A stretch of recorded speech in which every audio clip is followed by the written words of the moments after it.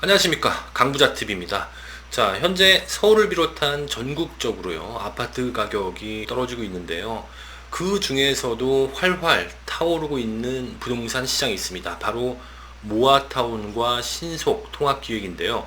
신속통합기획은 최근에 공모를 시작했기 때문에 그 전에는 그야말로 모아타운의 전성시대, 모아타운에만 관심이 있었다라고 말씀을 드려도 과언이 아닐 것 같습니다. 자, 그런데요, 이제는 신속통합기획이 공모가 시작되었기 때문에 이 신속통합기획에 관심사가 옮겨가고 있다, 이렇게 말씀을 드릴 수도 있겠습니다. 자, 오늘 여러분들께 소개시켜드릴 매물은요, 신속통합기획에 선정될 가능성이 높은 지역이고요, 입지가 좋은 마포구입니다. 그 마포구 중에서도 토지거래 허가구역으로 묶여 있는 지역, 대충 감이 오십니까? 예, 대흥 5구역인데요. 이 대흥 5구역에 대한 전반적인 말씀을 좀 드릴 거고요. 그리고 선정될 가능성이 높은 이유를 말씀을 드리도록 하겠습니다. 자, 먼저 신속통합계획을 말씀을 드리기 이전에 많은 분들이 궁금해 하시는 게 있습니다. 그리고 저한테 많은 질문을 하셨는데, 이 모아타운과 신속통합계획의 가장 큰 차이가 무엇인지 물어보신 분들이 굉장히 많으셨는데요. 기본적인 기반시설이나 아니면 인프라를 제외하고 가장 큰 차이가 나는 부분은 저는 이거라고 생각합니다. 바로 이 조합원 지위 양도 제한 조치인데요. 이 모아타운 같은 경우는 이 시행령으로 조정이 가능합니다. 즉 서울시에서 정하면 바로 국회 동의 없이 적용이 된다, 이렇게 보시면 될 것 같은데요. 이 모아타운도 종류가 4가지가 있습니다. 그 중에서 이 가로주택형이 우리가 흔히 얘기하는 이 재개발, 소규모 재개발이라고 보시면 될 것 같은데, 아무래도 이 협소한 공간에서 아파트를 짓다 보니까 이 붙어있는 다른 블록과 연계를 해서 지하 주차장을 공동으로 사용할 수 있게끔 만든다든지, 아니면 기존에 있는 학교나 공원들의 인프라를 이용을 하면서 추가적으로 작은 규모의 공공시설을 넣는 그런 사업이다, 이렇게 보시면 될 것 같은데요. 이 표에서 보듯이 이 가로주택형 같은 경우는 조합원 지위 양도 제한이 조합 설립 인가 후면 양도가 안 됩니다. 따라서 이 조합 설립 인가를 받기 이전에 처분을 할지 아니면 끝까지 가져갈지를 결정을 해야 되는데요. 모아타운은요, 이 추진이 설립 자체가 없기 때문에 바로 선정이 된다면 조합 설립 인가까지 얼마 걸리지 않습니다, 시간이. 그러다 보니까 빠른 시간 내에 결정을 해야 되는데, 실질적으로 선정이 됐기 때문에 호가는 높게 부를 거 아닙니까? 그러다 보니까 사는 사람들이 한 번 더 망설여지게 돼서 매매를 하는데 시간이 좀 더 걸릴 수 있다라고 볼 수 있겠고요. 그리고 이 모아타운이 선정된 게 공모화 방식이 있고, 그리고 자치구에 신청을 해서 선정이 되는 방식도 있지 않습니까? 그 한마디로 말씀을 드리면 이 희소성이라는 부분에서 많이 떨어져 있는 상태입니다. 그러니까 흔하게 모아타운을 진행하고 있다, 이렇게 볼 수 있겠는데요. 그러다 보면 입지가 웬만큼 비슷한 지역 같은 경우는 가격이 오르기 어렵습니다. 실질적으로 1, 2억대 투자자분들이면 모아타운, 한 3, 4억대 이상 돈을 갖고 계시다 그러시면은 신속통합기획의 재개발 구역 지정이 될 만한 그런 지역에 투자를 하는 패턴이다, 이렇게 보시면 될 것 같은데요. 좀 벗어난 얘기였습니다만, 이 모아타운 같은 경우는 이 조합 설립 인가 이후에는 양도 자체가 되지가 않는다 라고 보시면 될 것 같습니다. 자, 반면에 신속통합기획 같은 경우는요, 애초에 오세훈 서울시장이 취임을 한 이후에 가장 먼저 건드렸던 게 투기세력 근절이었습니다. 투기세력 근절. 거기에 카드를 내놓은 게 무엇이었냐면, 토지거래 허가구역이나 아니면은 건축 허가 제한을 갖고는 이 투기 세력을 막기가 어렵다는 판단을 한 나머지 비장의 무기 하나를 꺼냈는데요. 이 조합원 지위 양도 금지를 앞당기는 거였습니다. 원래는 재개발 같은 경우는 이 관리 처분 계획 고시 이전에는 양도가 가능했었는데요. 이것을 굉장히 앞으로 당기는 것을 추진했었습니다. 그 시점은 구역 지정이 선정된 이후에 결정하겠다. 그러니까 어느 날이 되겠죠. 이렇게 굉장히 많은 시기를 땡기는 그런 걸로 투기 세력을 잡겠다라는 것이 골자였는데, 이것이 통과될 가능성이 좀 희박해 보입니다. 그 이유는요, 재건축도 이 규정이 적용이 되는데, 이 재건축 같은 경우는 이 시기 자체를 너무 땡겨버리게 되면 재건축을 하기가 어렵기 때문에 사실상 정치적인 부분 문제 때문에 통과되기가 쉽지 않을 것이다 라는 전망이 나오고 있습니다. 따라서 현재 기준입니다. 현재 기준의 차이는 모아타운 같은 경우는 조합 설립 인가 이후에는 양도 자체가 되지가 않아서 조합 설립 인가 이전에 팔지 아니면 끝까지 가져갈지를 결정해야 되는 그런 상황이고요. 신속통합기획 같은 경우는 아직까지는 얘기는 나왔지만은 이게 무산될 가능성도 있기 때문에 현재로서는 관리처분 인가 전까지 매매가 자유롭다 이렇게 보시면 될 것 같습니다. 가장 큰 차이는 투자자분들의 성향에 따라서 계획에 따라서 투자의 방향을 달리 정하시는 게 좋을 것 같다 이렇게 말씀을 드릴 수 있겠습니다. 자, 지난 8월 16일이었죠. 국토부 장관이 발표한 내용 중에 이 공급과 관련된 내용이 있습니다. 향후 5년간 270만 호 주택공급 등 공급 청사진을 마련하겠다라는 골자인데요. 서울 재개발과 관련된 특이사항이 있어서 말씀을 좀 드리도록 하겠습니다. 자, 많은 분들이 알고 계시겠지만은 자, 향후 5년입니다. 2023년부터 2027년 5년간 이 구역 지정, 신규 구역 지정을 정할 계획인데 그 양은, 그 공급 물량은 약 한 10만 호라고 발표를 했는데요. 자, 이 10만 호가 그냥 통틀어서 모든 재개발, 재건축이냐? 이건 아니고요. 신속 통합기획 방식으로 10만 호를 공급하겠다라고 이야기합니다. 자, 이 10만 호라는 숫자는요. 헬리오시티가 약 한 10개 정도 된다 이렇게 보시면 될 것 같고요. 자, 25개 정도씩을 매년 선정을 한다고 했으니까 매년 공급 물량은 2만 호 정도 되겠네요. 2만 호. 자, 이것을 자치구별로 나눠보면 자치구당 약 한 5년간 4,000호가 공급될 예정입니다. 예를 들어서 마포구, 제가 소개시켜드릴 마포구 같은 경우를 예를 든다면 5년간 4,000호가 총 공급이 되고요. 그리고 매년으로 따지면 약 한 800세대 정도가 선정이 된다 이렇게 보시면 될 것 같습니다. 자, 그런데요, 신속통합기획에 맞지 않는 구들이 있습니다. 뭐 예를 들어서 강남권 같은 경우는 이 신속통합기획의 노후도를 맞추기가 어려운 지역들이 있어서 선정이 되지 않는 구도 생기는데요. 뭐 강남구나 서초구 같은 경우는 이 신속통합기획 재개발을 통해서는 공급받기가 쉽지가 않습니다. 자, 그렇게 따지면요, 매년 1000호 정도는 공급이 된다 이렇게 보시면 될 것 같습니다. 자, 직관적으로 말씀을 드리면요, 자, 5번째 안에만 들면, 즉 5위 안에만 들면 5년 안에 언젠가는 이 구역 지정이 선정될 가능성이 높다 이렇게 볼 수 있겠고요. 자, 이렇게 10만 호를 공급하겠다라고 공표를 한 그 뉘앙스는요, 자, 웬만하면 재개발을 해주겠다. 다만 누가 먼저 되느냐, 누가 나중에 되느냐의 차이뿐이지 이 5년간 가급적이면 다 해주겠다 이렇게 풀이가 됩니다. 작년 같은 경우는 마포구에서 총 7군데가 신청을 했습니다. 그 7군데 중에서 공덕동 A가 A지역이죠. 공덕동 A지역이 선정이 됐고 망원 1구역과 대흥 5구역이 이 토지거래 허가구역과 그 다음에 건축행위 제한이 지정이 됐습니다. 자, 그로부터 1년이 지났는데요. 그 1년이 지난 이후에 변화가 좀 있습니다. 자, 신속통합기획만 있었던 작년과는 다르게 모아타운이 중간에 생겼기 때문에 노후도가 애매하고 경쟁이 되기가 어려운 그런 지역들은요, 모아타운으로 대거 이탈을 했습니다. 그 중에 이 마포구 같은 경우는 이 합정동 일대가 연합을 해가지고요, 모아타운으로 진행을 하고 있다라는 소식이 들려오는데요. 이 신속통합기획 같은 경우는요, 한 구당 한 개를 선정하는 시스템이기 때문에 실질적으로 경쟁 상대가 모아타운을 많이 신청을 한다면 그만큼 경쟁률이 내려간다 이렇게 보시면 될 것 같은데, 제가 보기에는 3군데 정도로 압축을 할 수 있는데요. 자, 망원동과 대흥 5구역 그리고 노고산동이 있습니다. 이 노고산동 같은 경우는 과거의 방식으로 사전 타당성 검토를 신청을 했었는데 이 주거정비 지수가 부족해서 탈락을 했다라는 소식까지 들어갔습니다.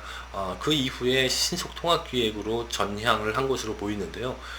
제가 보기에는 이 망원동 같은 경우는 일부 망리단길이죠. 이 상가들이 좀 포진해 있고 그리고 노후도가 조금 이 두 지역에 비해서는 양호한 것으로 보입니다. 따라서 이 정량적 평가에서 점수를 높게 받기는 어려워 보이거든요. 그래서 실질적으로는 제가 보기에는 2파전입니다. 대흥 5구역과 노고산동 이 둘 중에 한 군데가 선정될 가능성이 높다 이렇게 볼 수 있겠는데, 차이가 있다면요. 입지도 비슷합니다. 자, 대흥 5구역은 토지거래 허가 구역으로 묶여있는 지역이고, 노고산동은 지금 신청하는, 올해 처음으로 신청하는 그런 지역이기 때문에 차이가 난다면 그 차이밖에 없습니다. 아무래도 이 토지거래 허가구역을 선정할 당시에는 이 대흥 5구역이 향후 이번 말고 다음에 선정될 가능성이 높기 때문에 대흥 5구역을 토지거래 허가구역으로 지정하지 않았을까라는 생각이 들고요. 저뿐만 아니라 많은 전문가들이 이번에 신속통합기획에 선정될 가능성이 높은 지역 1순위는 바로 이 토지거래 허가구역으로 묶인 지역을 보고 있습니다. 자, 이 토지거래 허가구역으로 지정된 지역을 선정해 주지 않는다면 좀 애매한 상황이 벌어질 수도 있습니다. 왜 그러냐면요. 어떻게 보면 이 토지거래 허가구역을 지정한다는 그 자체는 사적 자치를 너무 제한하는 거기 때문에 내 마음대로 내 재산을 처분할 수 없다라는 부분이지 않습니까? 자, 이거를 너무 길게 가져가기가 어렵고요. 그리고 빨리 이것을 해결해 주려고 노력할 겁니다. 물론 연장을 할 수 있겠죠. 그 연장하는 자체도 마찬가지입니다. 1년이 아니라 2년 동안 묶어놓고 아무런 지정도 해놓지가 않는다. 연장하는 그 조건의 명분, 그리고 주민들의 원성이 부담스러울 수도 있습니다. 비슷한 정량적 평가와 입지라면 아무래도 토지거래 허가구역으로 묶인 지역이 조금 더 유리한 고지에 있지 않을까라는 생각을 합니다. 자, 작년과 비교해서 이 정량적 평가에 대한 내용이 추가가 된 부분이 있습니다. 거의 비슷한데요. 가점 부분에 추가된 부분이 한 3가지가 있다 이렇게 보시면 될 것 같은데, 상습 침수 지역과 반지하 주택 그리고 찬성 동의율이 이 가점 부분에 포함이 됐습니다. 자, 뭐 반지하나 상습 침수 지역은 마포 지역에서는 그렇게 두드러지게 이런 지역들은 없기 때문에 이 찬성 동의율 하나가 이 가점에 영향을 줄 것으로 보이고요.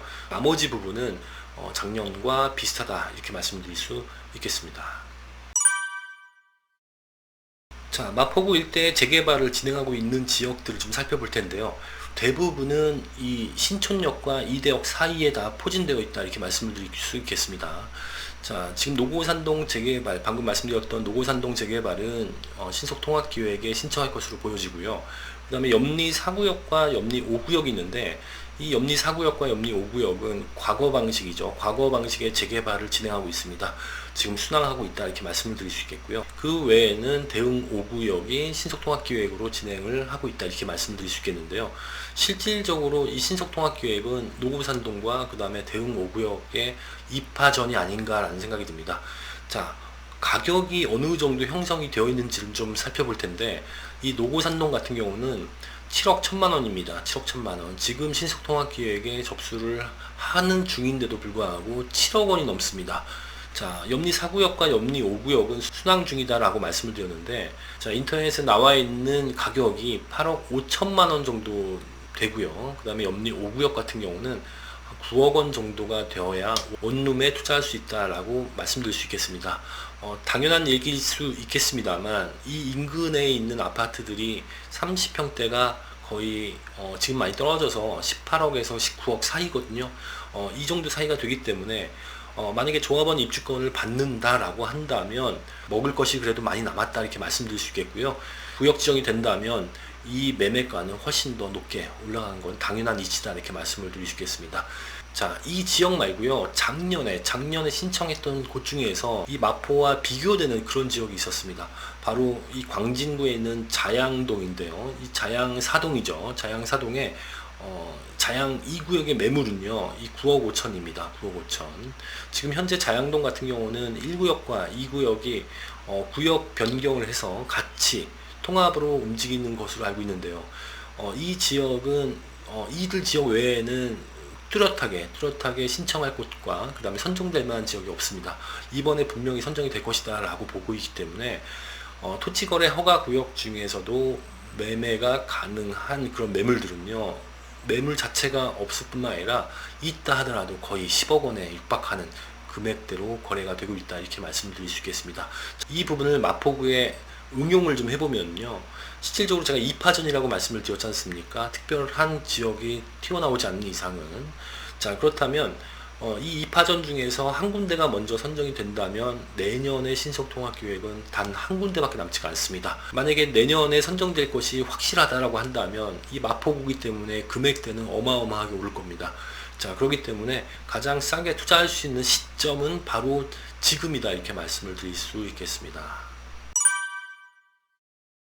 자, 이제 매물에 대한 말씀을 좀 드리도록 하겠습니다. 총 6가지 포인트로 보시면 될 것 같은데, 자, 앞서 말씀드렸습니다만 대흥 5구역은요 이 신통기획으로 현재 동의서 진구 중에 있고요. 그리고 토지거래 허가구역과 건축행위 제한이 지금 걸려있는 상태입니다. 이번에 신통기획에서 선정될 가능성이 1순위다 이렇게 보는 전문가들도 많고요. 저 또한 그럴 것이다 라고 말씀드릴 수 있겠습니다. 자, 본 매물은요 소유권 보존 등기일이 2022년 1월 27일입니다. 권리산정일은 1월 28일이기 때문에 입주권이 나오는 그리고 거래가 가능한 그런 매물이다 이렇게 말씀을 드릴 수 있겠습니다. 이 매매가는 5억 9,800만 원으로 책정을 했습니다. 그 이유는요 원래는 6억 원 이상을 건축주분이 요청을 했습니다만 대부분 투자자분들이 주택을 여러 개 갖고 계신 다주택자분들이 많기 때문에 이 주택임대사업자 등록일 가능하게 만들어서 이 취득세 부분의 85% 감면을 받을 수 있도록 제가 건축주와 협의를 했습니다. 그래서 인근 시세에 비해서 다른 지역에 재개발 진행하고 있는 다른 지역에 비해서 매매가는 6억 원 이하로 책정을 했고요. 일률적으로 5억 9,800만 원으로 책정을 했습니다. 자, 그래서 투자금은 약 한 4억 3,800만 원 정도라고 보시면 될 것 같고요. 매매가가 낮기 때문에 당연히 투자금도 다른 지역에 비해서는 낮다 이렇게 말씀을 드릴 수 있겠습니다. 자, 이미 이 매물들은요 전세가 맞춰져 있기 때문에 계약을 하시게 된다면 바로 소유권 이전도 가능한 그런 매물이다 이렇게 말씀을 드릴 수 있겠습니다. 자, 이 대흥 5구역의 전반적인 내용일 텐데, 이 대흥 5구역은요 소유주가 적은 편입니다. 약 한 290명 정도 된다라고 보시면 될 것 같고, 이렇게 소유주가 작다면 동의서를 진구받기가 쉽습니다. 최종적으로는 4분의 3의 동의서를 받아야 되는데, 만약에 소유주가 1000명이다라고 가정한다면 이분들이 다 거기에 사시는 게 아니라 다 전국적으로 퍼져 있지 않습니까? 이분들의 동의서를 진구받기가 아무래도 300명보다는 1000명이 더 어렵다라고 볼 수 있겠죠. 그러다 보니까 동의서 진구를 받는 절차, 그리고 재개발에 찬성하는 동의를 받기가 아무래도 수월할 수 있다라고 볼 수 있겠고요. 자, 그리고요 이 지역은요 청산 대상 소유자들이 적습니다. 다른 지역에 비해서. 신통기획에는 이 청산 대상이 많으냐 적냐가 굉장히 중요한데, 이 대흥 5구역은 많지 않다 이렇게 말씀을 드릴 수 있겠고요. 상당 부분이 단독주택이 많습니다. 단독주택이 많다라는 것은 일반 분양 물량을 많이 늘릴 수 있기 때문에 그만큼 사업성이 좋다라고 말씀드릴 수 있겠습니다. 대흥 5구역의 정량적 평가를 좀 살펴볼 텐데, 이 노후도가 30년 같은 경우는 66% 정도 되고요. 20년으로 봤을 때는 거의 한 90%에 육박합니다. 자, 이런 이유에서 토지거래 허가구역으로 묶었다라고 저는 보고 있고요. 자, 그리고 이 지역은요 단독주택 비율이 높기 때문에 벽돌조죠. 벽돌조로 평가받는 20년의 노후도, 이 기준으로 대부분 적용이 될 것이다 라고 본다면 노후도를 비롯해서 다른 점수를 따는 거에 대한 문제는 없어 보입니다. 자, 지금까지 단락단락으로 이 대흥 5구역을 면밀하게 분석을 좀 해드렸습니다. 자, 시간이 갈수록 투자자분들은 불리해집니다. 선정될 가능성이 높아질수록 투자금은 더 많이 들게 됩니다. 특히나 토지거래 허가구역으로 묶여있는 이 지역 같은 경우는요 실거주 없이 거래가 가능할 만한 그런 매물들이 많지 않습니다. 당연히 안전한 입주권이 나오는 그런 매물 중에서요. 자, 여러분들 관심 있으시다면 주저하지 마시고 저와 상의를 하시면 좋을 것 같고요. 전화번호는 밑에 있습니다. 자, 지금까지 대흥 5구역에 대한 말씀을 드렸고요. 강부자TV였습니다.